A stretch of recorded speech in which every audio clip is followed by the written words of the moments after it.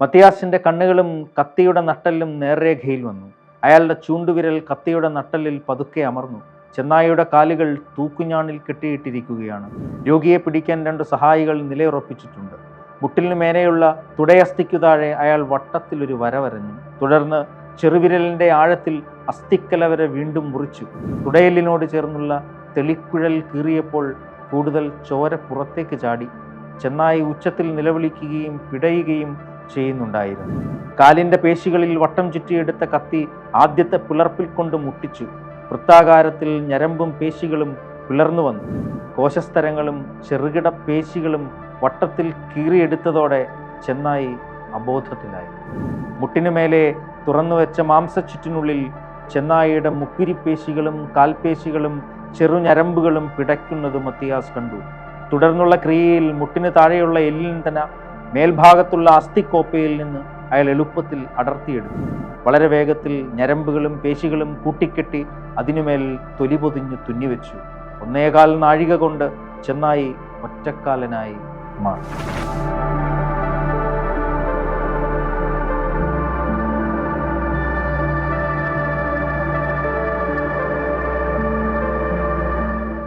French വിപ്ലവാനന്തര ജർമ്മനിയിൽ ഒരു ക്ഷുരകനായിരുന്ന, എന്നാൽ കത്രികയുടെയും കത്തിയുടെയും വഴക്കം കൊണ്ട് ഒരു ശസ്ത്രക്രിയ വിദഗ്ധനായി മാറിയ, ഇന്ന് നമ്മൾ കീറ്റ് വൈദ്യൻ എന്ന് ഈ നോവലിൽ പറയുന്ന, അല്ലെങ്കിൽ ബാർബർ സർജൻ എന്നറിയപ്പെടുന്ന മത്തിയാസിൻ്റെ യാത്രകളിലൂടെ ശരീരത്തിൻ്റെയും മനസ്സിൻ്റെയും ചരിത്രത്തിൻ്റെയും നിഗൂഢതകൾ അന്വേഷിക്കുന്ന നോവലാണ് M.R. വിഷ്ണുപ്രസാദ് എഴുതിയ മത്തിയാസ്.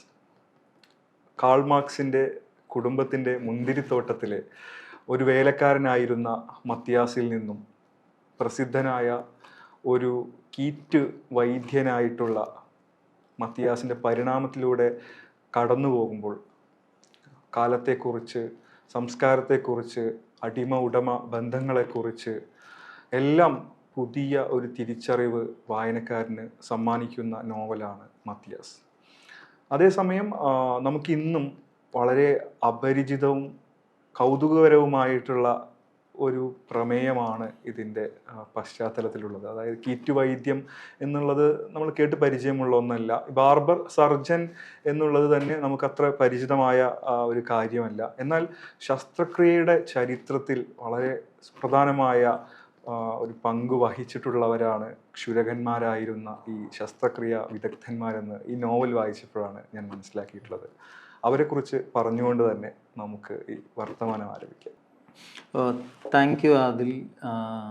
അങ്ങനെ ഒരു വലിയ ആമുഖമൊക്കെ തന്നിട്ട് ഈ ഇത്രയും നാളും കവിത എഴുതിക്കൊണ്ടിരുന്ന ഒരുത്തൻ്റെ നോവൽ വന്നപ്പോഴത്തേക്ക് അതിനെക്കുറിച്ച് ഇത്രയും പറയാൻ കാണിച്ച അതിന് ഞാൻ ആദ്യം തന്നെ നന്ദി പറയുന്നു. അപ്പോൾ ഇത് പ്രധാനമായിട്ടും നമ്മളൊരു 19-ാം നൂറ്റാണ്ടിലെ ക്ഷുരക വൈദ്യം ഒരു പക്ഷേ നമ്മളീ പറയുന്ന പോലെ യൂറോപ്പിൽ മാത്രമല്ല, ആഫ്രിക്കയിലും ഏഷ്യയിലും അമേരിക്കയിലും ഒക്കെ തന്നെ ഈ ക്ഷുരകന്മാർ ഇത് ചെയ്തിട്ടുണ്ട്. അതൊരു പക്ഷേ ഒരു മിഡീവിയൽ മധ്യകാല ഒരു പ്രതിഭാസമാണ് സത്യത്തിൽ ഇത്. കാരണം മധ്യകാലത്ത് ധാരാളം യുദ്ധങ്ങൾ നടന്നിരുന്നു. പ്രത്യേകിച്ച് ജർമ്മനിയുടെ കാര്യം പറഞ്ഞു കഴിഞ്ഞാൽ അവിടെ ഈ നെപ്പോളിയോണിക് ഏതാണ്ട് 30 വർഷത്തോളം നീണ്ട വലിയ യുദ്ധങ്ങളാണ്. അപ്പോൾ ഈ യുദ്ധത്തിന് പോകുന്ന ആൾക്കാർ അവരവിടെ പാചകക്കാർ, പിന്നെ മുടി വെട്ടുന്നവർ, പിന്നെ തുണി അലക്കുന്നവർ, ഇങ്ങനെ കുറേ ആൾക്കാർ ഒരു സംഘമായിട്ടാണ് ഇവർ പോവുക. അപ്പോൾ എന്താ സംഭവിക്കുന്നത് പറഞ്ഞു കഴിഞ്ഞാൽ മുടി വെട്ടുക മാത്രമല്ല, വേറെ ഒത്തിരി ടൈം ഇവർക്ക് ഉള്ളത് കൊണ്ട്, ഇവരുടെ കത്തിയും ഈ പറയുന്ന കൊടിലും ഒക്കെ ഉള്ളത് കൊണ്ട് ചെറിയ മുറിവൊക്കെ വരുമ്പോഴത്തേക്ക് ഇവർ തുന്നിക്കെട്ടാൻ ഇവർ സഹായിക്കും. പല്ല് പറിക്കും. പിന്നെ ബ്ലഡ് ലെറ്റിംഗ് എന്ന് പറയുന്ന ഒരു പരിപാടി ഉണ്ടായിരുന്നു കാലത്ത്, അത് ചെയ്യും. അങ്ങനെ പതുക്കെ പതുക്കെ ഈ യുദ്ധമില്ലാത്ത സമയങ്ങളിൽ ഇവരെന്ത് ചെയ്യും എന്നുള്ളതാണ്. അപ്പോൾ ഇവർ സ്വാഭാവികമായിട്ടും അക്കാലത്ത് യൂറോപ്പിൽ നിരന്തരം ഇതുപോലെ ഈ ബാർബർ ഷോപ്പ് എന്ന് നമ്മളിപ്പോൾ വിളിക്കുന്ന സംഭവം പോലെ ഉണ്ടായിരുന്നു. പക്ഷെ അവിടെ നടക്കുന്നത് ഈ മുടിവെട്ട് മാത്രമല്ല. അവിടെ പലരും എന്താ പറയുന്നത്, ചെറിയ ചെറിയ മുഴകൾ കയറി അത് എടുത്തു കളയുക, അങ്ങനെയുള്ള ഒരു വലിയ പാരമ്പര്യം ഉണ്ടായിരുന്നു. അപ്പം അതിൻ്റെ ഒരു ഇൻസ്പിറേഷൻ ആണ് ബേസിക്കലി ഈ ഒരു ഇങ്ങനൊരു കഥാപാത്രം രൂപപ്പെടുന്നത്. ഇപ്പോൾ ബാർബർ സർജൻസ് പ്രധാനമായും അനാട്ടമിയുടെ ചരിത്രത്തിൽ വലിയ രീതിയിൽ ഇടപെടുന്നുണ്ട്. എനിക്ക് തോന്നുന്ന ഒരു ആംബ്രോസ് പെരെ എന്നാണ് തോന്നുന്നത് അദ്ദേഹത്തിൻ്റെ പേര്. ഒരു ഫ്രഞ്ച് ബാർബർ സർജനാണ്. അദ്ദേഹം അനാട്ടമിയുടെ ഹിസ്റ്ററിയിൽ വളരെ പ്രധാനപ്പെട്ട ഒരു പേരാണ്. അതുപോലെ ജർമ്മനിയിൽ അല്ല അന്നത്തെ പ്രഷ്യ എന്ന് വിളിക്കുന്ന ആ ഒരു ഭൂവിഭാഗത്ത് ജീവിച്ചിരുന്ന ഒരു സ്ട്രം എന്ന് പറയുന്നത്, അദ്ദേഹത്തിന്റെ ഫുൾ നെയിം ഞാൻ മറന്നുപോയി, സ്ട്രം. ഈ സ്ട്രമ്മിന്റെ പേരിൽ ഇവിടെ ഒരു കനാൽ ഇപ്പോഴും അനാട്ടമി നമ്മൾ പഠിക്കുന്നുണ്ട്. അതൊരു ബാർബർ സർജൻ ആയിരുന്നു. അപ്പൊ അങ്ങനെ ബാർബർ സർജന്മാർ ഈ പറയുന്ന അനാട്ടമിയുടെ ഒരു ഹിസ്റ്ററിയിൽ എന്താ പറയുന്നത് ഒത്തിരി സംഭാവനകൾ നൽകിയിട്ടുണ്ട്. അപ്പൊ ഇതിനകത്ത് കഥാപാത്രം എന്ന് പറയുന്നത് അദ്ദേഹത്തിന്റെ അപ്പനും അതൊരു ഒരു ഒരു ഒരു അവര് പാരമ്പര്യമായി ചെയ്തു പോകുന്ന ഒരു ഒരു ഒരു ഉപജീവന മാർഗമായിട്ടാണ് മത്തിയാസ് ഈ കാൾ മാർക്സിന്റെ കുടുംബത്തിലെ മുന്തിരിത്തോട്ടത്തിൽ ജോലി ചെയ്തുകൊണ്ടിരിക്കുന്ന സമയത്ത് പെട്ടെന്ന് ആ ജോലി ഉപേക്ഷിക്കേണ്ടി വന്നപ്പോഴത്തേക്ക് തൻ്റെ കുലത്തൊഴിൽ സ്വീകരിക്കേണ്ടി വരികയും അങ്ങനെ ഈ പറയുന്ന കാൾ മാർക്സ് ജനിച്ച അല്ലെങ്കിൽ മത്തിയാസും ജനിച്ച ആ ഒരു പടിഞ്ഞാറൻ ജർമ്മനിയിൽ നിന്ന് കിഴക്കോട്ടുള്ള ഒരു യാത്രയാണ്. അപ്പോൾ ഈ യാത്രയ്ക്കൊപ്പം കാൾ മാർക്സിൻ്റെ ഒരു യൗവനകാല യാത്രയും നടക്കുന്നു.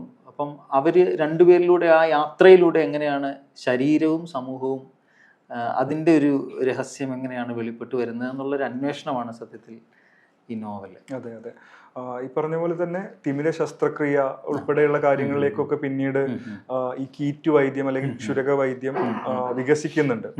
അത് ഈ നോവൽ തന്നെ വികസിച്ചു വരുന്ന ഒന്നാണ്. അതോടൊപ്പം തന്നെ ഇപ്പോൾ മലബാർ ഏരിയകളിൽ ഒക്കെയുള്ള ആളുകളെ സംബന്ധിച്ചിടത്തോളം ഈ നോവൽ വായിക്കുകയാണെങ്കിൽ അവർക്ക് പെട്ടെന്ന് സാദൃശ്യം തോന്നാവുന്ന ഒരു മറ്റൊരു കുലത്തൊഴിൽ ഈ മുസ്ലിം സമുദായത്തിനകത്ത് തന്നെയുള്ള ഒസ്സാന്മാരുമായിട്ട് ബന്ധപ്പെട്ടുള്ളതാണ്. ഇപ്പോൾ മലയാളത്തിൽ തന്നെ ഒസ്സാത്തി എന്നൊരു നോവൽ അങ്ങനെ വരികയുണ്ടായിരുന്നു. ഈ തരത്തിലുള്ള ശരീരവുമായിട്ട് ബന്ധപ്പെട്ടുള്ള കുലത്തൊഴിലുകൾ ചെയ്യുന്നവർക്ക് എനിക്ക് തോന്നുന്നു ഇപ്പം മുസ്ലിം കമ്മ്യൂണിറ്റിയെ സംബന്ധിച്ചിടത്തോളം അവർ നേരിടുന്ന ഒരു സാംസ്കാരികപരമായിട്ടുള്ളൊരു വിവേചനമുണ്ട്.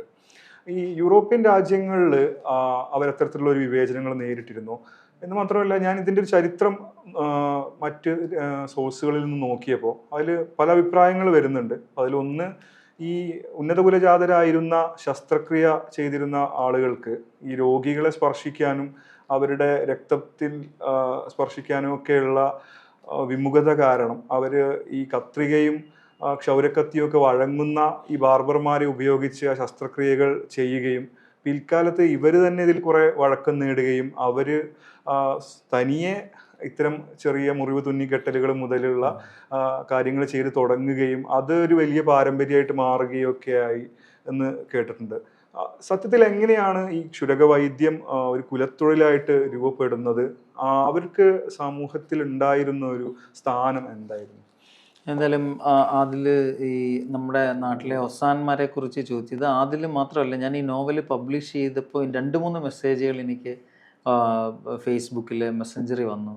ഈ ഒസാന്മാരുടെ ഒരു അവർ ചെയ്യുന്ന ആ ഒരു പ്രവൃത്തിയുമായി ഈ അതിനെ കീറ്റ് വൈദ്യം എന്ന് വിളിക്കാൻ കഴിയുമോ എന്ന് ചോദിച്ചിട്ടുണ്ട്. അപ്പം ഞാൻ സത്യത്തിൽ അത് ചോദിക്കുന്ന സമയത്ത് എനിക്ക് അതിനെക്കുറിച്ച് കൂടുതൽ അറിയില്ലായിരുന്നു. പക്ഷെ അതിനെക്കുറിച്ച് ഞാൻ പിന്നെ അന്വേഷിച്ചപ്പോഴത്തേക്ക് ഒരുപക്ഷെ ഈ ക്ഷുരകന്മാരെന്ന് പറയുന്നത് അല്ലെങ്കിൽ ക്ഷുരകവൃത്തി ചെയ്യുന്നവർ ഈ യൂറോപ്പിൽ മാത്രമല്ല. നമ്മളിപ്പം ഞാൻ ഈ ഡൽഹിയിൽ കുറച്ച് നാൾ താമസിച്ചുകൊണ്ട് ഡൽഹി ഇപ്പം നമ്മളിപ്പോൾ ചെവിക്കായം തോണ്ടുന്നവർ എന്തിനേറെ നമ്മൾ ഇപ്പം ഈ ഒസാൻ സമുദായം ഇത് ചെയ്യുന്നു എന്ന് പറഞ്ഞു നമ്മുടെ നാട്ടിൽ.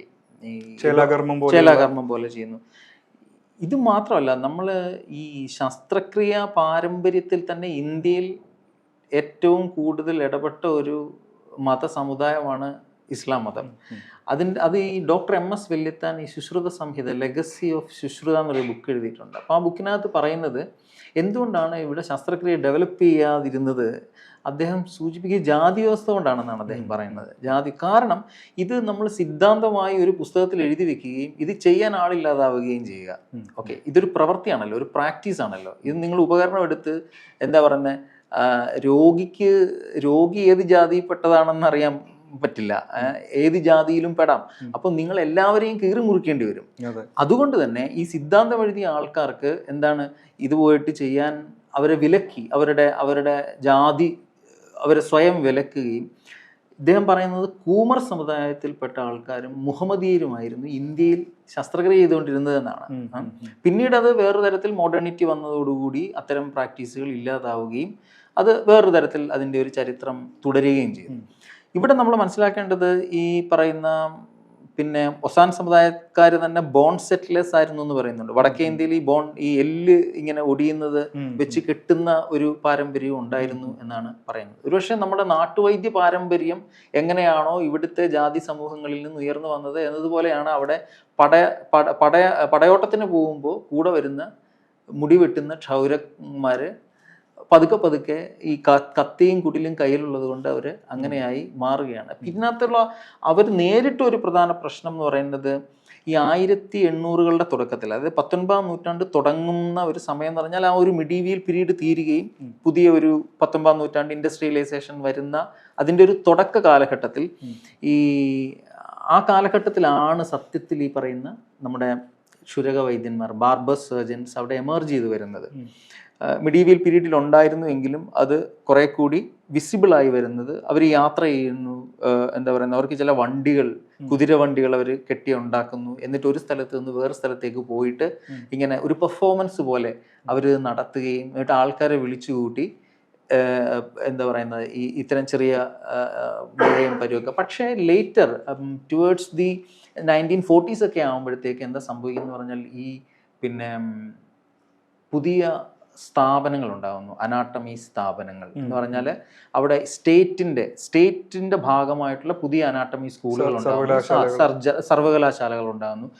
അപ്പൊ എന്താ സംഭവിച്ചാൽ അതിന് മുമ്പ് വരെ എന്ന് പറഞ്ഞാൽ ട്യൂഷൻ സെന്റർ പോലെ ആയിരുന്നു അനാട്ടമി പഠിപ്പിച്ചുകൊണ്ടിരുന്നത്. എന്ന് പറഞ്ഞു കഴിഞ്ഞാൽ ഇപ്പം ആദിലിന് കുറച്ച് ശവം തോണ്ടിയെടുക്കാൻ കഴിവുള്ള ഒരുത്തനാണെങ്കിൽ പിള്ളേരെ വേണ്ടി ട്യൂഷൻ എടുക്കാം ഇതിങ്ങനെയാണ് എന്ന് പറഞ്ഞിട്ട്. അല്ലെങ്കിൽ ഇതിനിപ്പം നല്ല കഴിവുണ്ടെങ്കിൽ ഇതൊരു പെർഫോമൻസ് ആയിട്ട് മ്യൂസിയം പോലുള്ള സ്ഥലത്ത് ഇത് അവതരിപ്പിക്കാം, എന്നിട്ട് ആളെ വിളിച്ചു കൂട്ടി ഇതാ ഞാൻ ഇത് കീറാൻ പോവാണ് നിങ്ങൾ കണ്ടോ. അങ്ങനെ പബ്ലിക് പെർഫോമൻസ് ആയിട്ടും ഇത് വരുന്നുണ്ട്, പിന്നെ ഈ പറയുന്ന പോലെ ട്യൂഷൻ സെന്ററുകളായിട്ട്. അപ്പൊ അങ്ങനെ ഒരു ശവ കച്ചവടവും അതുമായി ബന്ധപ്പെട്ട് ഇത് പഠിപ്പിക്കുന്നതുമായിട്ടുള്ള ഒരു വലിയ ഒരു സംഘം ആളുകൾ അക്കാലത്ത് ഉണ്ടായിരുന്നു എന്നുള്ളതാണ്. ഇതൊക്കെ ചെയ്തുകൊണ്ടിരുന്നത് ബാർബർ സർജൻസ് ആയിരുന്നു ആ കാലത്ത്. അപ്പൊ അന്ന് പക്ഷെ പിന്നീട് ഒരു 1830-കൾക്ക് ശേഷം എന്താ സംഭവിച്ചെന്ന് പറഞ്ഞാൽ പുതിയ സ്ഥാപനങ്ങൾ വരുന്നു, ഡോക്ടർമാർ വരുന്നു, അവർക്ക് ഗിൽഡുകൾ ഉണ്ടാവുന്നു. അപ്പൊ ട്രെയിൻഡ് ഡോക്ടർമാർ എന്ത് ചെയ്യും, ഇവരിങ്ങനെ ചെയ്ത് കഴിഞ്ഞ് കഴിഞ്ഞാൽ ട്രെയിൻഡ് ഡോക്ടർമാർ എന്ത് ചെയ്യും എന്നുള്ളൊരു ക്വസ്റ്റ്യൻ വന്നപ്പോൾ പതുക്കെ ഇവരെ ഒഴിവാക്കിയതാണ്. വേറൊരു അർത്ഥത്തിൽ അവർക്ക് വേറൊരു തരത്തിൽ. പക്ഷെ അതിനു മുമ്പേ ഈ പറയുന്ന ബാർബർ സർജൻസിന്റെ ഗിൽഡുകൾ ഉണ്ട് യൂറോപ്പിൽ. പക്ഷെ ഡോക്ടർമാരും പിന്നെ ആധുനിക വിദ്യാഭ്യാസത്തിൻ്റെയും ആധുനിക അനാട്ടമിയുടെയും ഒക്കെ ഒരു പുതിയ ചരിത്രവും പുതിയ ട്രെയിനിങ്ങും വരുന്ന വേളയിലാണ് ഇവര് വേറെ രീതിയിൽ പിന്നോക്കം നിൽക്കുന്നത്. പിൽക്കാലത്ത് ഈ ബാർബർ സർജന്മാർക്ക് സർജറി ചെയ്യാനുള്ള അവകാശം നിഷേധിക്കുന്നതിന് വേണ്ടിയിട്ട് വലിയ നിയമ പോരാട്ടങ്ങളൊക്കെ നടക്കുന്നുണ്ടല്ലോ. ഫിസിഷ്യൻസ് അവരുടെ ഒരു സ്റ്റാറ്റസിൽ നിന്ന് മറ്റുള്ള ഈ ബാർബർ സർജന്മാരെ മാറ്റി നിർത്തുന്നതിനൊക്കെ വേണ്ടിയിട്ട് ഇത്തരത്തിലൊരു നിയമ പോരാട്ടം തന്നെ പിൽക്കാലത്ത് നടത്തേണ്ടി വരും. നേരത്തെ പറഞ്ഞതുപോലെ തന്നെ ഇവരുടെ ഒരു പ്രവർത്തന രീതി ഇപ്പോ നോവലില് വളരെ ഭംഗിയായിട്ട് വിവരിക്കുന്ന ഒരു രംഗമാണത്. ഈ കാളവണ്ടിയില് ഈ തെരുവിലേക്ക് പോയിട്ട് കുതിരവണ്ടിയിൽ ഈ തെരുവിലേക്ക് പോയിട്ട് ആളുകളെ വിളിച്ചു കൂട്ടിയിട്ട് ഈ കുതിരവണ്ടിയുടെ പിന്നിലേക്ക് തന്നെ അവരെ വലിച്ചു കയറ്റിയിട്ട് അവിടെ വെച്ച് തന്നെ മുറിവ് തുന്നിക്കെട്ടുന്ന നോവലിലൊരു പ്രധാന വഴിത്തിരിവാവുന്ന ഒരു രംഗവും സംഗമിക്കുന്ന ഒരു രംഗം കൂടിയാണത്. അപ്പോൾ അതുപോലെ തന്നെ ഇവർക്ക് വേണ്ടിയിട്ട് മാത്രമുള്ള ഒരു റിസർച്ച് ശാല എന്നൊക്കെ പറയാവുന്ന രൂപത്തിൽ ഉള്ള അവരുടെ സെറ്റപ്പിനെ കുറിച്ചൊക്കെ പറയുന്നുണ്ട്. ഇവരുടെ ഈ പ്രവർത്തന രീതി ഒന്നും കൂടെ വിശദമാക്കി പറയുമോ? ഇതിന് പ്രധാനമായിട്ട് അക്കാലത്ത് ഉണ്ടായിരുന്ന ഒരു സംഭവം, ഇപ്പം ഈ ആദ്യത്തെ നമ്മൾ വിചാരിക്കും ഏറ്റവും ആദ്യം ചരിത്രത്തിലെ ചെറിയ മുറിവ് തുന്നിക്കൊണ്ടാണ് ഈ ശസ്ത്രക്രിയയുടെ ചരിത്രം ആരംഭിക്കുന്നത് എന്നുള്ളതാണ്. പക്ഷെ ആർക്കിയോളജിക്കൽ എവിഡൻസ് പറയുന്നത് തലയിൽ വലിയ ഓട്ട ഇട്ടിട്ട് അതിനകത്തുനിന്ന് ബ്രെയിൻ ട്യൂമർ കീറി എടുക്കുന്ന ട്രെപ്പിനേഷൻ എന്നോ മറ്റോ ആണ് എൻ്റെ പേര്. അത്തരത്തിലുള്ള ഒരു പ്രാക്ടീസ് ആയിരുന്നു സത്യത്തിൽ ശസ്ത്രക്രിയയിൽ ആദ്യം ഒരു പക്ഷേ എനിക്ക് തോന്നുന്നത് ബ്രോൺസ് ഏജിൽ നിന്ന് കിട്ടിയ ഒരു സ്കള്ളിനകത്ത് ഈ ഓട്ട ഉണ്ടായിരുന്നു. അത് മാത്രമല്ല ഇന്ത്യയിൽ ഈ ആയുർവേദം ശുശ്രുത സംഹിത എന്നൊക്കെ പറയുന്നുണ്ടെങ്കിലും അതിൻ്റെ ഒരു ചരിത്രം കൂടുതൽ സജീവമാകുന്ന ഒരു ഘട്ടം എന്ന് പറഞ്ഞാൽ ബുദ്ധിസ്റ്റ് പീരീഡിലാണ് ഏറ്റവും കൂടുതൽ വൈദ്യന്മാരുണ്ടാവുന്നത്. ബുദ്ധന്റെ രാജസദസ്സിലെ വൈദ്യന്റെ പേരായിരുന്നു ജീവകൻ ഇതുപോലെ തലയൊട്ടിക്കകത്ത് ഓട്ടയിട്ട് എൻ്റെ റെഫറൻസ് ഉണ്ട്, ഓൾറെഡി ടെക്സ്ച്വൽ എവിഡൻസ് ഉണ്ട് അതിന്. എനിക്ക് തോന്നുന്നു ഈ പാലി ലിറ്ററേച്ചറിലും പിന്നെ വേറെ എന്തോ പല ബുദ്ധിസ്റ്റ് ഇപ്പം എന്തോ മൂലസർവഷ്ടിവാദിൻ ആ ഒരു ട്രഡീഷനിലൊക്കെ തന്നെ ഈ ഒരു ആ ലിറ്ററേച്ചറിൽ ഇതിൻ്റെ റെഫറൻസ് ലഭ്യമാണ്. ജീവകൻ ട്രെയിനിങ് കിട്ടിയത് തക്ഷശില എന്ന് പറഞ്ഞ യൂണിവേഴ്സിറ്റിയിൽ നിന്നാണെന്നും ഉണ്ട്. അപ്പം ഇത് ലോകത്തിൻ്റെ എല്ലാ ഭാഗങ്ങളിലും ഈ പറയുന്ന തലയോട്ടി തുറന്ന് ഇത് ചെയ്യുന്നുണ്ടായിരുന്നു. പിന്നെ ബ്ലഡ് ലെറ്റിംഗ് ഉണ്ടായിരുന്നു. ഇൻട്രസ്റ്റിംഗ്ലി ഈ 18th സെഞ്ച്വറി നമ്മൾ ഈ നോവലിൽ പ്രതിപാദിക്കുന്ന തിമിരക്രിയ എന്ന് പറയുന്ന ഒരു ട്രീറ്റ്മെന്റിനെ കുറിച്ച് പറയുന്നുണ്ട്. അതായത് ഈ തിമിരം ഇപ്പോഴത്തെ തിമിര ഓപ്പറേറ്റ് ചെയ്യുന്നതിനെ കുറിച്ചാണ് പറയുന്നത്. അപ്പൊ ഈ ഒരു പ്രക്രിയ പ്രധാനമായിട്ട് യൂറോപ്പിലില്ലായിരുന്നു. ഇത് സത്യത്തിൽ ഈ ജൂതന്മാരിലൂടെ അല്ലെങ്കിൽ ഈജിപ്തിൽ നിന്ന് ജൂതന്മാരിലൂടെ എത്തപ്പെട്ടതാണ് അങ്ങനെ ഒരു സാധനം. മത്യാസിന്റെ അപ്പൻ പക്ഷേ ഒരു വലിയ യാത്രികനും ഒരു വലിയ എന്താ പറയുന്ന സഞ്ചാരിയും ഒക്കെ ആയതുകൊണ്ട് അയാൾ പല ഭാഗങ്ങളിൽ നിന്ന് പല വിദ്യകൾ പഠിച്ചതായിട്ടാണ് ഇതിനകത്ത് പറയുന്നത്. അങ്ങനെ പഠിച്ചെടുത്തതാണ് ഈ തിമിരക്രിയ. അത് അദ്ദേഹത്തിന്റെ ശിഷ്യനിലൂടെ മത്യാസിലെത്തുകയും ചെയ്യുന്നു എന്നാണ് പറയുന്നത്. ഇതിനകത്ത് തിമിരക്രിയയുടെ ഒരു ചരിത്രം പറയുകയാണെങ്കിൽ തിമിരക്രിയ ആദ്യമായിട്ടുണ്ടാവുന്നത് ഈ പറയുന്ന ഈജിപ്തിലാണ്. അത് മാത്രമല്ല ഈ 8 അതായത് ക്രിസ്തുവിന് മുമ്പ് 8ാം നൂറ്റാണ്ട് മുതൽ 13ാം നൂറ്റാണ്ട് വരെയാണെന്ന് തോന്നുന്നു. ആ കാലത്തെ അല്ലേ ഈ ഈ അറേബ്യൻ ഒരു ഗോൾഡൻ ഏജ് എന്നുള്ള ഒരു ഹിസ്റ്ററി പറയുന്ന ആ പീരീഡിൽ ജീവിച്ചിരുന്ന ഇപ്പം അൽസാവ്രി എന്ന് പറയുന്ന ഒരു വലിയ മെഡിക്കൽ പ്രാക്ടീഷണർ ഉണ്ട്. അദ്ദേഹത്തിന് 30 വോളിയം ഉള്ള ഒരു ബുക്കിൻ്റെ പേര് ഞാൻ മറന്നുപോയി. എന്തോ ഒരു കിതാബ് ഓഫ് മെഡിസിൻ എൻസൈക്ലോപീഡിയ 30 വോളിയം ഉണ്ട്. അതിൻ്റെ 30ാമത്തെ വോളിയം ഈ അനാട്ടമിയെ കുറിച്ചാണ്. ഞാൻ പറഞ്ഞത് നമ്മൾ ഇന്ന് കാണുന്ന അനാട്ടമിക്കൽ പ്രാക്ടീസ് നമ്മൾ ഒരു വര വരച്ചു കഴിഞ്ഞാൽ അത് ഗ്രീക്കിൽ നിന്ന് തുടങ്ങി ഹിപ്പോക്രാറ്റസിൽ നിന്ന് ഇങ്ങേ അറ്റത്ത് കഴിഞ്ഞിപ്പോൾ അത് ന്യൂറോ എന്താ പറയുന്നത് ഒരു സർജറിയുടെ ഒരു പുതിയ ഒരു മേഖലയിൽ എത്തി നിൽക്കുന്ന ഒറ്റ വരയിട്ട്. പക്ഷേ അതൊരു കൊളോണിയൽ പ്രോജക്റ്റ് ആണ് ബേസിക്കലി നമ്മൾ അതിൻ്റെ ചരിത്രം പരിശോധിച്ച് കഴിഞ്ഞാൽ. പക്ഷേ ഇതിന് സമാന്തരമായി മറ്റു പല സിവിലൈസേഷനിലും മറ്റു പല സംസ്കാരങ്ങളിലും എന്താ ബാർബർ സർജന്മാരെ പോലെ അല്ലാതെ ഫോമലായിട്ട് റിസർച്ച് നടത്തി ഈ പറയുന്ന ബ്ലഡ് ലെറ്റിങ്, തിമിരക്രിയ, പിന്നെ ഈ പറയുന്ന ഇതിനകത്ത് ഏറ്റവും രസകരമായ കാര്യം എന്ന് പറഞ്ഞാൽ ആ സമയത്തൊന്നും എന്തില്ലായിരുന്നു ഈ പറയുന്ന നമുക്ക് ബോധം കെടുത്തി ഒരാളുടെ മുറിവ് കീറാൻ പറ്റത്തില്ലായിരുന്നു. അപ്പൊ അവർക്ക് അനസ്തേഷ്യ ഇല്ല. അപ്പൊ അവർക്ക് എന്തെങ്കിലും കറുപ്പോ ചാരായോ ഒക്കെ കൊടുത്ത് അവരുടെ സമനിലയൊന്ന് തെറ്റിച്ചിട്ടാണ് ഇത് ചെയ്തുകൊണ്ടിരുന്നത്. അതാണ് അതിൻ്റെ ഒരു രസകരമായ കാര്യം. അതുപോലെ തന്നെ നേരത്തെ പറയേണ്ടായി ഈ ശവങ്ങൾ കീറുന്നതിനെ കുറിച്ച്. ഈ ശരീരശാസ്ത്രം പഠിക്കുന്നതിന് ഏറ്റവും ആവശ്യമായിട്ടുള്ളത് ഈ ശവങ്ങൾ തന്നെയാണല്ലോ. പക്ഷെ അതിന്റെ ലഭ്യതയുടെ ഒരു കുറവ് വലിയൊരു പരിമിതിയായിട്ട് ഇതിൽ വരുന്നുണ്ട്. മുൻപ് എനിക്ക് തോന്നുന്നത് ഒന്ന് ഈ അനാഥ ശവങ്ങളെ ഇതിനു വേണ്ടിയിട്ട് ഉപയോഗിച്ചിരുന്നു. അതുപോലെ തന്നെ ആത്മഹത്യ ചെയ്തിരുന്നവരുടെ ശരീരങ്ങളെ ഉപയോഗിച്ചിരുന്നതായിട്ട് പറയുന്നുണ്ട്. പക്ഷെ എങ്കിൽ പോലും അവർക്ക് ശവം അടക്കി കഴിഞ്ഞതിന് ശേഷം കുഴിമാടങ്ങൾ തോണ്ടി അത് പുറത്തെടുത്തിട്ട് രഹസ്യമായിട്ട് ഒളിച്ചു കടത്തിയിട്ടൊക്കെ പഠിക്കേണ്ടി വരുന്ന ഒരു അവസ്ഥയാണ് ഉണ്ടാവുന്നത്. ഇത് ശവക്കച്ചവടത്തിലേക്ക് മാറുന്ന ഒരു രീതി വരുന്നത് എങ്ങനെയാണ്? അത് ഞാൻ നേരത്തെ സൂചിപ്പിച്ച പോലെ ഇതുപോലുള്ള ഒരു ട്യൂഷൻ സെൻ്ററുകൾ പോലെ ധാരാളം സെൻറ്റേഴ്സ് ഈ ശവം പഠിപ്പിക്കുന്നതിന് വേണ്ടി ഉണ്ടാവുന്നുണ്ട്. അതുകൂടാതെ വേറെ തരത്തിൽ ഫോമലായിട്ടുള്ള ഇൻസ്റ്റിറ്റ്യൂട്ടുകളും ഈ ശവം കീറി പഠിപ്പിക്കുന്നത് തുടങ്ങും. അപ്പോൾ ഇതിന് ധാരാളം ശവം വേണം നമുക്ക്.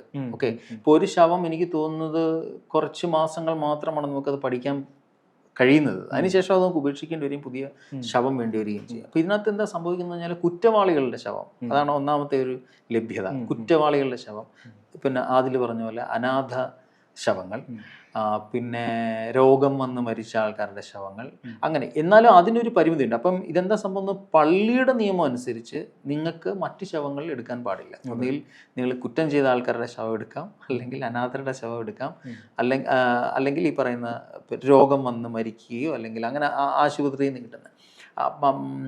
രോഗം വന്ന് മരിച്ചാലും അത് കിട്ടണമെന്ന് നിർബന്ധമില്ല. അത് വേറെ തരം കൺസെൻറ്റോടുകൂടി മാത്രം ലഭിക്കുക എന്ന ഒരു ഘട്ടമായിരുന്നു അത്. അപ്പോൾ അങ്ങനെ ഈ ശവത്തിൻ്റെ ആവശ്യം കൂടി വന്നതോടുകൂടി അന്നത്തെ കാലത്ത് ഇത് കീറിപ്പടിച്ച മനുഷ്യർ ഗ്രേവ് ഡിggേഴ്സ് ആയിട്ട് മാറുന്നു. അവർ കുഴി എന്താ പറയുന്നത്, രാത്രി പോയി കുഴി തോണ്ടുന്നവരായിട്ട് മാറേണ്ടി വരികയാണ് അവർക്ക്.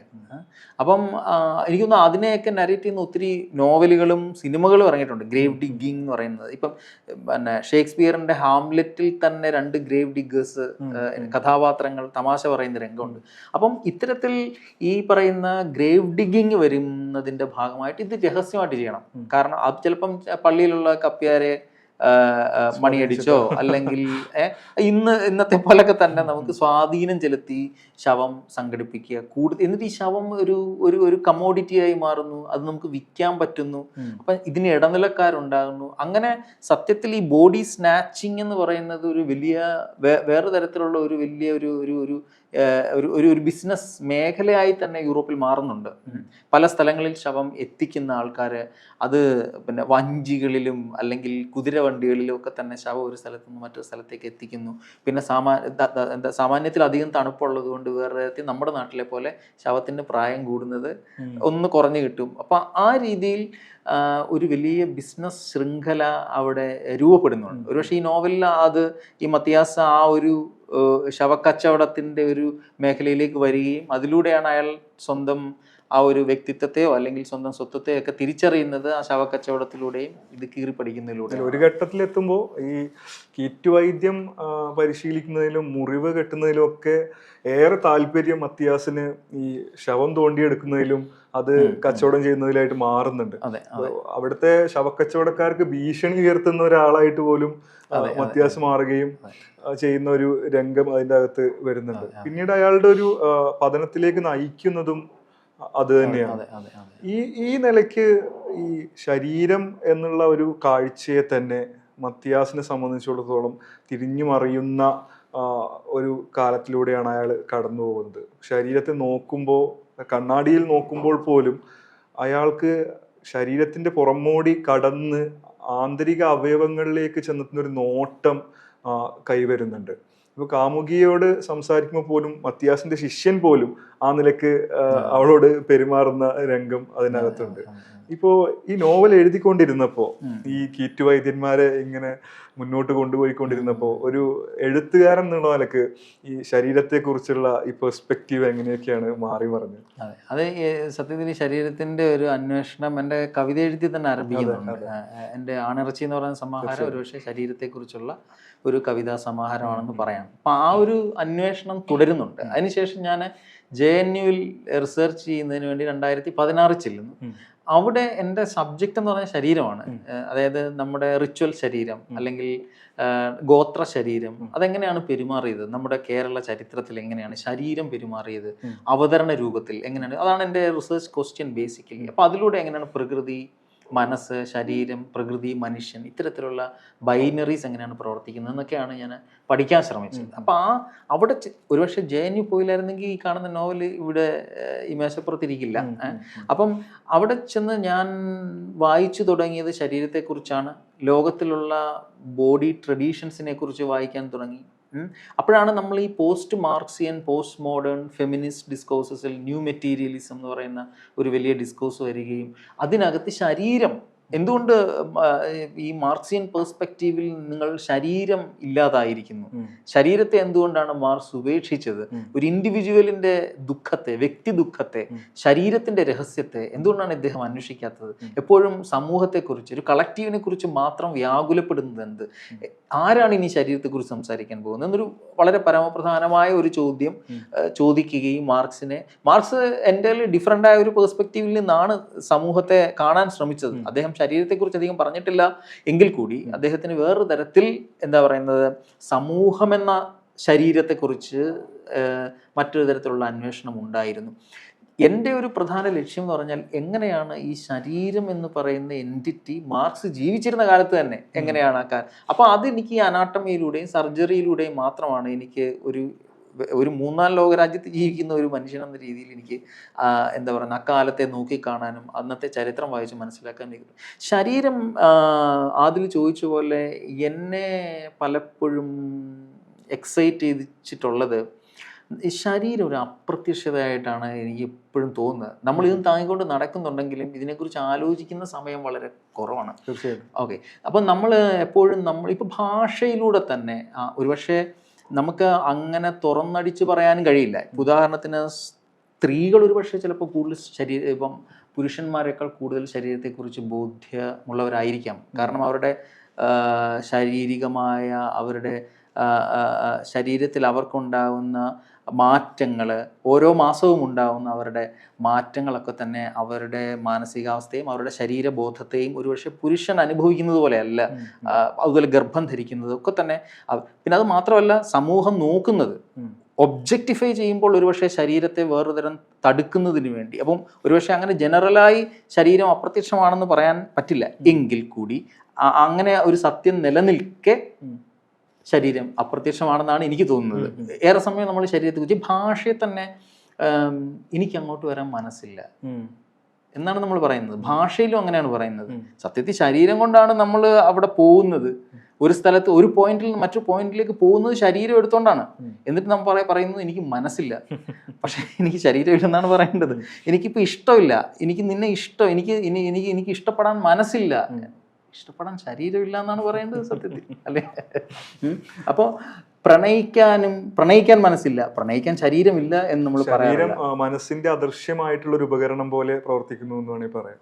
തീർച്ചയായിട്ടും ഈ ഒരു ക്വസ്റ്റ്യൻ വളരെ പ്രധാനപ്പെട്ടതാണ്. പണ്ട് മുതലേ ഫിലോസഫിയിൽ ഈ ശരീരമാണോ മനസ്സാണോ? അപ്പോൾ ഈ ഒരു യൂറോപ്യൻ എന്താ പറയുന്നത് പാരഡൈം, അവരുടെ തോട്ട്, അവരുടെ ഫിലോസഫിയിലൊക്കെ ശരീരത്തെയും മനസ്സിനെയും രണ്ടായിട്ടാണ് അവർ കണ്ടിരുന്നത്. അപ്പം പക്ഷേ നമ്മൾ ഈ പറയുന്ന ഈസ്റ്റേൺ ഒരു ട്രഡീഷനിൽ അല്ലെങ്കിൽ മറ്റുള്ള പല സംസ്കാരങ്ങൾ, ഏഷ്യയിലായാലും ആഫ്രിക്കയിലായാലും ലാറ്റിൻ അമേരിക്കയിലായാലും ഒക്കെ തന്നെ അവരുടെ ഒരു ട്രഡീഷനിൽ ഇത് ഒരു മനോശരീര സംയുക്തം, കൈൻഡ് ഓഫ് ഹൈബ്രിഡ് എൻറ്റിറ്റി ആയിട്ടാണ് നിൽക്കുന്നത്. ഓക്കെ. അപ്പം ഞാൻ ഇതിനെ മനസ്സിലാക്കുന്നത്, നമ്മൾ പലപ്പോഴും പറയും ഇപ്പം മനസ്സിൻ്റെ പര്യായം എന്നതുപോലെയാണ് നമ്മൾ ആത്മാവെന്നൊക്കെ പറയുന്നത്. ആത്മാവിനൊരു വേറൊരു ആത്മാവെന്നുള്ള വാക്കുകൊണ്ടാണ് നമ്മൾ ഈ പറയുന്ന ഈ 1500 കൊല്ലം പഴക്കമുണ്ടെന്ന് പറയുന്ന ഈ ഇന്ത്യൻ ആർഷഭാരത സംസ്കാരം ആത്മാവെന്ന് പറയുന്ന ഒറ്റ സാധനം കൊണ്ട് വിറ്റ് ജീവിക്കുന്ന ഒരു സംഭവമാണ്. ഇത് തൊടാൻ പറ്റത്തില്ല പക്ഷേ നമുക്ക്. പക്ഷേ ശരീരം ഉണ്ട്. നിങ്ങൾക്ക് തൊടാൻ പറ്റാത്ത ഒരു സാധനം കിട്ടുമെന്ന് നിരന്തരം നിങ്ങളോട് പറയുന്നതിലൂടെ നിങ്ങൾ വഞ്ചിക്കപ്പെടുകയും, കാരണം ഇത് കിട്ടുമെന്ന് പറഞ്ഞിട്ടാണ് നിങ്ങൾ ഈ പറയുന്ന എല്ലാ ക്രിയകളും നിങ്ങളെ കൊണ്ട് ചെയ്യിപ്പിക്കുന്നത്. ആത്മീയ വ്യവസായം എന്ന് പറയുന്ന ആത്മാവ് കിട്ടും, ആത്മസാക്ഷാത്കാരം എന്നുള്ള ഒരു കള്ളം നിങ്ങളെ പറഞ്ഞ് കിട്ടുമായിരിക്കാം, എനിക്കറിയില്ല. പക്ഷേ കിട്ടിയ ലക്ഷണങ്ങളൊന്നും കാണുന്നില്ല. അപ്പോൾ എന്താ സംഭവിക്കുന്നത്? ഇവിടെ ശരീരം വേറെ തരത്തിൽ അപ്രത്യക്ഷമായ നിലയിലാണ് നമുക്ക് കിടക്കുന്നത്. എനിക്ക് തോന്നുന്നത് സത്യത്തിൽ നമ്മൾ ഇതൊരു ആത്മാവെന്ന് പറയുന്ന സംഭവം അല്ല. ആത്മാവിൻ്റെ സ്ഥാനത്ത് ശരീരമാണുള്ളത്. ഈ ശരീരത്തിൻ്റെ സ്ഥാനത്ത് ആത്മാവാണ് എന്ന് പറഞ്ഞാൽ ഈ ശരീരമാണ് പ്രാപഞ്ചികമായ എൻറ്റിറ്റി. ഇത് എനിക്ക് പലപ്പോഴും തോന്നുന്നത്, നമ്മൾ ഇതുവരെ ചിന്തിച്ചത് മനസ്സിലൂടെയാണ്, ഇനി ശരീരത്തിലൂടെ ചിന്തിക്കൂ. അല്ലാതെ ഇതിനർത്ഥം ഇനി മുതൽ ശരീരമാണ് കേന്ദ്രം, മനസ്സല്ല എന്ന് പറഞ്ഞാൽ നമ്മൾ പണ്ടത്തെ പോലെ മനസ്സിനെ ഉപേക്ഷിച്ച് ശരീരത്തിലേക്ക് വന്നാലും ഇതിനകത്ത് വലിയ വ്യത്യാസം വരാൻ പോകുന്നില്ല. ഞാൻ പറഞ്ഞത് ഇതെന്തിനാണ് ഇങ്ങനെ ചെയ്യുന്നത് നമ്മൾ വേറൊരു പേഴ്സ്പെക്റ്റീവിലൂടെ സെയിം സംഭവത്തെ കാണാനുള്ള ഒരു സാധ്യത തുറന്നു തരുന്നു എന്ന് മാത്രമാണ്. അല്ലാതെ ഇനി മുതൽ നമ്മൾ ശരീരം എന്ന് ഇതിന് പറയൂ എന്ന് പറഞ്ഞിട്ട് കാര്യമില്ല.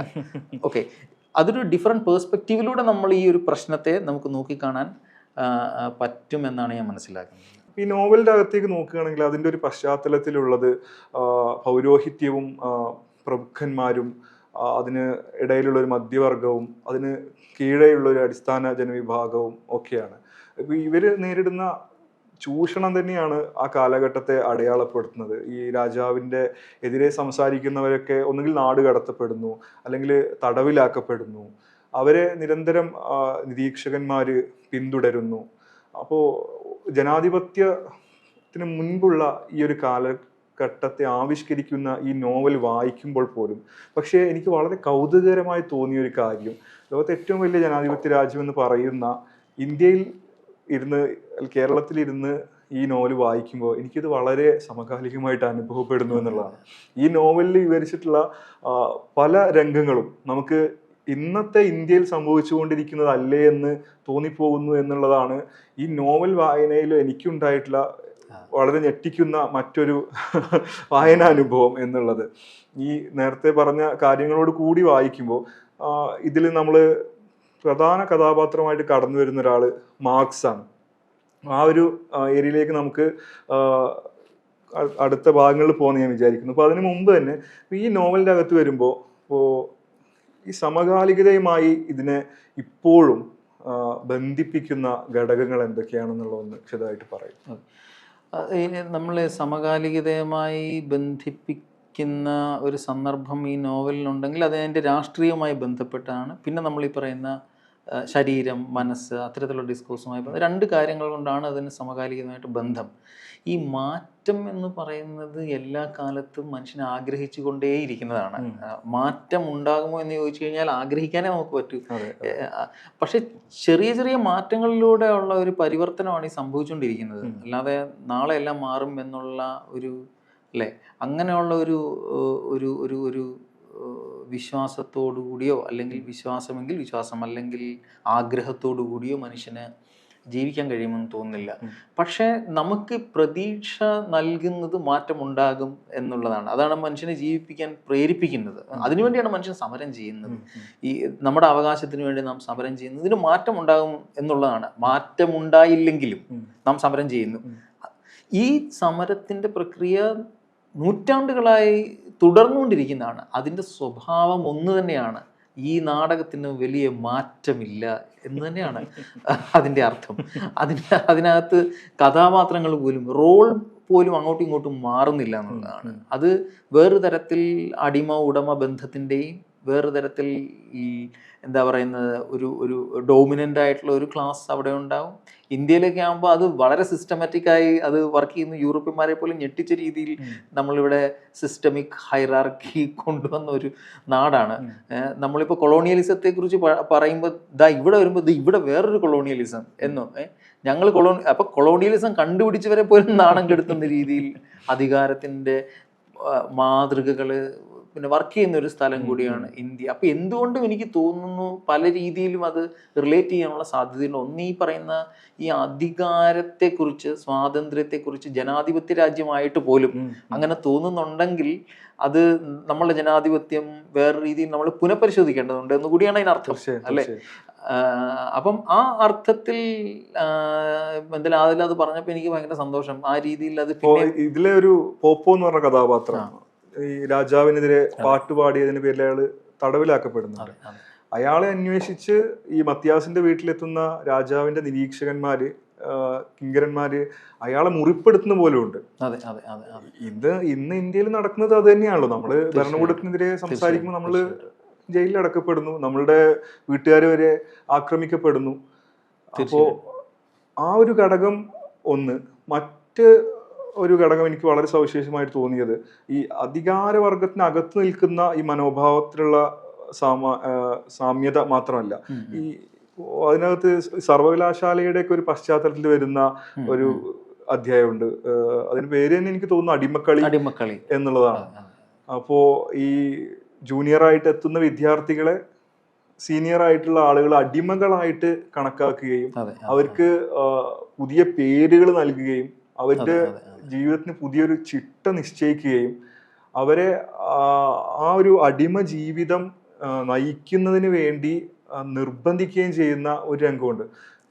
ഇന്നും കേരളത്തിൽ നമ്മൾ സർവകലാശാലകളിൽ അനുഭവിക്കുന്ന, നേരിട്ട് കാണുന്ന, ഞെട്ടിക്കുന്ന വാർത്തകളോട് വളരെയധികം സമാനതയുള്ള ഒരു അധ്യായമായിട്ടാണ് എനിക്കത് തോന്നിയത്. ഇപ്പോൾ കേരളത്തിലും ഡൽഹിയിലൊക്കെ നിരവധി വിദ്യാഭ്യാസ സ്ഥാപനങ്ങൾ പഠിച്ചിട്ടുള്ള ഒരാൾ കൂടിയാണല്ലോ. ഈ രംഗങ്ങൾ എഴുതുമ്പോൾ ആ നിലയ്ക്കുള്ള അനുഭവങ്ങൾ ഉണ്ടായിരുന്നു. അതെ, തീർച്ചയായിട്ടും. അത് ഇപ്പം എന്തായാലും സൂചിപ്പിച്ചത് നന്നായി. നമ്മൾ ഈ അധികാരം പല രീതി നമ്മൾ വിദ്യ അഭ്യസിക്കുന്നത് സത്യത്തിൽ വേറെ തരം മനുഷ്യത്വം ഉണ്ടാകുന്നതിന് കൂടി വേണ്ടിയാണല്ലോ നമ്മൾ വിദ്യാഭ്യാസം ചെയ്യുന്നത്. പക്ഷേ വിദ്യാഭ്യാസം ചെയ്യുന്നത് തന്നെ വേറെ തരത്തിൽ എങ്ങനെ ഡിസ്ക്രിമിനേഷൻ പ്രാക്ടീസ് ചെയ്യാമെന്ന മട്ടിലായി മാറുന്നുണ്ട്. അപ്പം ഇതിനകത്ത് ഈ ആദിൽ സൂചിപ്പിച്ച പോലെ ഈ നോവലിൽ ഈ അടിമക്കളി എന്നുള്ള ഭാഗം ഏതാണ്ട് മധ്യഭാഗം ആ നോവലിൽ എനിക്കൊന്ന് ബോൺ നഗരത്തിൽ വെച്ച് നടക്കുന്ന ആ ഒരു ഘട്ടത്തിൽ ഈ നോവലില് മനുഷ്യന്റെ സ്വഭാവം പൊതുവെ മാറുന്നുണ്ട്. ഒരുപക്ഷെ അത് നിങ്ങൾ കുറച്ച് നോക്കി കഴിഞ്ഞാൽ വേറെ അനിമാലിറ്റിയിലേക്ക് ഇത് മാറുന്നുണ്ട്. ചെന്നായാക്കാവുന്നുണ്ട്. ഇത് സത്യത്തിൽ വേറെ അർത്ഥത്തിൽ ഞാൻ പഠിച്ച ഹോസ്റ്റലുകളിലൊക്കെ മനുഷ്യർക്ക് ഇരട്ടപ്പേരിടുന്നത് മൃഗങ്ങളുടെ പേരായിരുന്നു. കാക്ക. അതിന് പ്രത്യേക കാരണങ്ങളുണ്ട്. അതുകൊണ്ടാണ് നിങ്ങൾ ഒരാളെ കാക്ക എന്ന് വിളിക്കുന്നത്. കഴുത, ചെരുപ്പ്, അങ്ങനെയൊക്കെ ഇരട്ടപ്പേരുകൾ ഉണ്ടാവാറുണ്ട്. അപ്പം അതൊരു ഫണ്ണിയായിട്ടാണ് അത് ഇടുന്നത് എങ്കിൽ കൂടി അതിൻ്റെ പിന്നിൽ പ്രവർത്തിക്കുന്ന ഒരു ഇൻറ്റൻഷൻ, വേറെ തരത്തിലുള്ള ഡിസ്ക്രിമിനേഷൻ്റെ ഒരു ടോൺ അതിനകത്തുണ്ട് എന്നുള്ളതാണ് നാം മനസ്സിലാക്കേണ്ടത്, ചില പ്രത്യേക ജീവികളുടെ പേര് ഇടുന്നതിലൂടെ. ഇത് ഈ നോവലിൽ എന്തുകൊണ്ടാണ് ജീവികൾ കടന്നു വരുന്നത്? ഇപ്പം ജീവികൾ കടന്നു വരുന്ന ഒരു ഘട്ടം കൂടിയാണ് ഈ അടിമക്കളി എന്ന് പറയുന്നത്. ഈ അടിമത്ത മനോഭാവം ജീവികൾക്കും, അതായത് നമ്മൾ വളർത്തുന്ന മൃഗങ്ങൾക്കും, അല്ലെങ്കിൽ ഒരു ജീവിയെ എങ്ങനെയാണ് നമ്മൾ കാണുന്നത്? ജീവി പല സമയം ജീവിക്ക് സബ്ജക്റ്റ് ഇല്ല.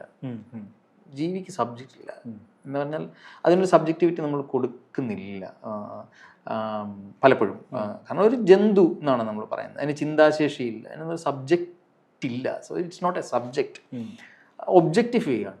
ഈ ജീവിക്ക് കൊടുക്കുന്ന, അല്ലെ നമ്മൾ ചുറ്റുമുള്ള വസ്തുക്കൾക്ക് കൊടുക്കുന്ന ഒരു സ്ഥാനമാണ് സത്യത്തിൽ നാം ഓരപ്പെടുത്തപ്പെട്ട മനുഷ്യർക്കും ചരിത്രത്തിൽ കൊടുത്തിട്ടുള്ളത്. ഒരു ജന്തുസ്ഥാനം അല്ലെങ്കിൽ ഒരു വസ്തുവിൻ്റെ സ്ഥാനം മാത്രമാണ്. അതുകൊണ്ട് സബ്ജക്റ്റിവിറ്റി ഇല്ല എന്നുള്ളതാണ്. അപ്പോൾ പുതിയ ഈ പറയുന്ന ഫെമിനിസ്റ്റ് ചിന്തകളിലും പോസ്റ്റ് ഹ്യൂമൻ ചിന്തകളിലും നോൺ ഹ്യൂമൻ ചിന്തകളിലും ഒക്കെ അവർ ചെയ്യുന്ന ഏറ്റവും വലിയ അത് അവർ അരാഷ്ട്രീയമായ ഒരു പാരഡൈം ആണെന്ന് പലപ്പോഴും അവർ വിമർശിക്കുന്നുണ്ടെങ്കിലും ഞാൻ കാണുന്ന ഒരു നല്ല കാര്യം അത്തരത്തിലുള്ളൊരു ഡിസ്കോഴ്സിൽ അവർ വളരെ പൊളിറ്റിക്കലാണ്. കാരണം പ്രത്യേകിച്ച് ഫെമിനിസ്റ്റ് ഡിസ്കോഴ്സസിലൊക്കെ തന്നെ അവർ ചെയ്യുന്ന ഒരു ശ്രമം എന്ന് പറയുന്നത് എങ്ങനെ വസ്തുക്കൾക്ക് സബ്ജക്റ്റ് കൊടുക്കാം. പട്ടിയുടെ ചരിത്രം പഠിച്ചിട്ടുണ്ട് ഡോണ ഹരാവേ. ഒടുവിൽ അവർ കണ്ടെത്തുന്നത് പട്ടി എന്ന് പറയുന്നത് നമ്മൾ തിരഞ്ഞെടുത്തതല്ല, പട്ടി നിങ്ങളെ തിരഞ്ഞെടുത്തതാണ് എന്ന് അവർ കണ്ടെത്തുന്നുണ്ട്. അപ്പം അത്തരത്തിൽ ഒരു മൃഗത്തിൻ്റെ, ഒരു ജന്തുവിൻ്റെ ഏജൻസി മനുഷ്യനെ നിർണ്ണയിക്കാൻ കെൽപ്പുള്ളതാണ്. അത് കോവിഡിൽ നമ്മൾ കണ്ടു കഴിഞ്ഞു. മനുഷ്യ ഗ്ലോബലി ഒരു ചെറിയ അണുജീവിയുടെ പ്രസൻസ് മനുഷ്യൻ്റെ മുഴുവൻ ജീവിതത്തെ നിർണ്ണയിക്കാൻ കെൽപ്പുള്ളതാണ് എന്നുള്ള. അപ്പം അതിന് ചിന്തയില്ല, അത് ചിന്തിക്കാൻ ശേഷിയില്ല എന്നൊക്കെ നമ്മൾ പഠിക്കുകയൊക്കെ ചെയ്തിട്ടാണ് അത് സംഭവിച്ചത്, അല്ലേ? നമ്മൾ ശ്വാസം ഇല്ലാതെ വലഞ്ഞു എന്നുള്ളതാണ്. അപ്പം ജീവജാലങ്ങളുടെ, ജന്തുജാലങ്ങളുടെ ഏജൻസി, അതിൻ്റെ സബ്ജക്റ്റിവിറ്റി എന്ന് പറയുന്നത് റീവിസിറ്റ് ചെയ്യേണ്ട ഒരു ഘട്ടമുണ്ട് എന്നാണ് ഞാൻ മനസ്സിലാക്കുന്നത്, പ്രത്യേകിച്ച് കോവിഡ് കൂടെ കഴിഞ്ഞ ഒരു സ്ഥിതിക്ക്. അപ്പോൾ ഈ നോവലിലും ഈ ജന്തു എന്ന് പറയുന്ന ആ ഒരു ഘട്ടം, അത് ഘട്ടമല്ല, മനുഷ്യൻ ജന്തുവാണ്. ബേസിക്കലി നമ്മളൊക്കെ ജന്തുക്കളാണ്, അടിസ്ഥാനപരമായ ജന്തുക്കളാണ്. ചിന്ത അല്ലെങ്കിൽ മനസ്സ്, ഓർമ്മ എന്നൊക്കെ ചില ഫോക്കൽറ്റീസ് നമ്മൾ പ്രവർത്തിക്കുന്നു എന്നാണ് ഹെയ്ഡഗറൊക്കെ പറയുന്നുണ്ട്. ചിന്തിച്ച് തുടങ്ങിയിട്ടില്ല. ചിന്തിക്കുന്ന മനുഷ്യൻ ഇയാൾ നല്ലൊരു ചിന്തകനാണ് എന്നൊക്കെ ചിന്തിച്ച് തുടങ്ങിയിട്ടില്ലെന്നാണ് പറയുന്നത്. അയാൾ നമുക്ക് ചിന്തിക്കാൻ നമ്മൾ തയ്യാറെടുത്തുകൊണ്ടിരിക്കുന്നതേ ഉള്ളൂ എന്നാണ് ഹെയ്ഡഗർ ചിന്തയെക്കുറിച്ച് പറയുന്നത്. അപ്പം അത്തരത്തിൽ നമ്മുടെ ചിന്തയുമായി ബന്ധപ്പെട്ട അഹങ്കാരങ്ങളെ ഒക്കെ തന്നെ ചോദ്യം ചെയ്യുന്ന ഒരു ഘട്ടമാണ് സത്യത്തിൽ ആ ഭാഗങ്ങളിൽ ആ നോവലിലുള്ളത്. അത് തീർച്ചയായും അടിമത്തത്തിനെതിരെയാണ്, അധികാരത്തിൻ്റെ വലിയ എടുപ്പുകൾക്കെതിരെയാണ് അത് പ്രവർത്തിക്കുന്നത്. അക്കാലത്ത് വളരെ രസകരമായി, ഇപ്പം ഇതിന് തൊട്ട് മുമ്പ് ചോദിച്ചാൽ ഇപ്പം ഈ പ്രതിരോധം എന്ന് പറയുന്നത് അന്നത്തെ ആട്ടിടയന്മാരുണ്ട്. അപ്പം ഈ രാജാവിൻ്റെ ജാഥ ഇങ്ങനെ തെരുവിലൂടെ കടന്നു പോകുമ്പോൾ വലിയ കുന്നിൻ്റെ മുകളിൽ നിന്ന് അവർ കലാപഗാനം മുഴക്കിയിരുന്നു. ആട്ടിടയന്മാരുടെ കലാപഗാനങ്ങൾ അന്ന് സ്റ്റേറ്റിന് വിറകൊള്ളിച്ചിരുന്നു അക്കാലത്ത്. അതുപോലെ ഈ ലേബറേഴ്സ് ഉണ്ട്. ഇപ്പോൾ ഉദാഹരണത്തിന് ഈ പൈപ്പിലാണെങ്കിൽ ഈ പൈപ്പ് ഒരു പ്രത്യേക വെണ്ണക്കല്ല് പോലും സാധനം കൊണ്ടുള്ള പൈപ്പ് ഉണ്ടാക്കും, പുകവലിക്കുന്ന. ഈ പൈപ്പിൽ ഇവർ സമരത്തിൻ്റെ മുദ്രാവാക്യങ്ങൾ കൊത്തിവെക്കുക. ഉടുപ്പിൽ അപ്പം മുദ്രാവാക്യങ്ങൾ എവിടെയൊക്കെ ഒളിപ്പിച്ച് കൊത്താമോ, ഒളിപ്പിച്ച് നിങ്ങൾക്ക് എഴുതാൻ കഴിയുമോ അവിടെയൊക്കെ ഇത്, അതായത് ഈ എൻറ്റയർ ലേബർ ഫോഴ്സ് ഈ സമരത്തിൽ വരുന്നുണ്ട്. അവരുടെ ക്രാഫ്റ്റിലൂടെ, അവരുടെ പ്രവൃത്തിയിലൂടെ, അവർ ചെയ്യുന്ന നിത്യജീവിത വ്യവഹാരങ്ങളിലൂടെയൊക്കെ തന്നെ എങ്ങനെ മുദ്രാവാക്യം നമ്മൾ പ്രതിരോധം എന്ന് പറയുന്നത് അക്കാലത്തും അല്ലെങ്കിൽ അത്ര ശക്തമായിട്ടുണ്ടാകും. ഒരുപക്ഷെ അതൊക്കെ ആവും ഒരുപക്ഷെ ഈ മാർക്സിനെ പോലെയുള്ള ഒരു വലിയ എന്താ പറയുക ചിന്തകനെയോ അല്ലെങ്കിൽ വലിയൊരു സമര പോരാളിയൊക്കെ രൂപപ്പെടുത്തിയത് അത്തരത്തിൽ ഫ്രഞ്ച് വിപ്ലവത്തിന് ശേഷം രൂപം കൊണ്ട ഇതാണ്. ഒരുപക്ഷെ അതിന് സമാനമായ രീതിയിൽ പ്രതിരോധങ്ങൾ തീർക്കണം എന്നുള്ളത് തന്നെയാണ് നാം ജീവിക്കുന്ന കാലഘട്ടത്തിൻ്റെയും പ്രത്യേകത എന്നുള്ളത്. നമുക്ക് നിരാശപ്പെടാൻ വളരെ എളുപ്പമാണ്. പക്ഷേ ഈ പ്രതിരോധത്തിന് ഫലമുണ്ട് എന്ന് തന്നെയാണ് പേഴ്സണലി ഞാൻ വിശ്വസിക്കുന്നത്. നമ്മൾ ഓരോ നിമിഷവും പ്രതികരിക്കുകയും പ്രതിരോധം തീർക്കുകയും അതിനെ വിമർശിക്കുകയും ചെയ്യുന്നതിലൂടെയാണ് ഒരുപക്ഷെ നമ്മുടെ അതിജീവനം സാധ്യമാകുന്നതെന്നാണ് ഞാൻ വിശ്വസിക്കുന്നത്.